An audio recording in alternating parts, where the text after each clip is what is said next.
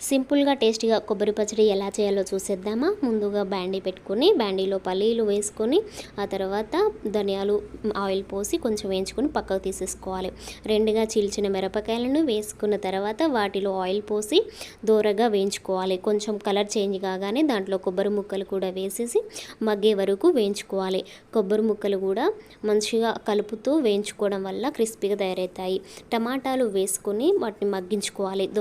టమాటా పైన ఉన్న లేయర్ వచ్చేంత వరకు మగ్గించుకోవడమే. తర్వాత మిక్సీ తీసుకొని మిక్సీలో మనం ఫ్రై చేసుకున్న కొబ్బరి ముక్కలు, పల్లీలు, మిర్చి, టమాటాలు అన్నీ వేసుకొని దాంట్లో తగినంత ఉప్పు, కొత్తిమీర, వెల్లుల్లి వేసుకొని మిక్సీ పట్టేసుకోవడమే. ఇప్పుడు వేరొక బండిలో తగినంత ఆయిల్ పోసుకొని వేడైన తర్వాత జీలకర్ర, శనగపప్పు, ఆవాలు వేసి వేయించుకున్న తర్వాత ఎండుమిరపకాయలు, వెల్లుల్లిపాయలు వేసి వేయించుకోవాలి. కరివేపాకు వేసుకొని క్రిస్పీగా వచ్చే వరకు వేయించుకోవాలి. అలా వేయించుకుంటే టేస్ట్ చాలా బాగుంటుంది.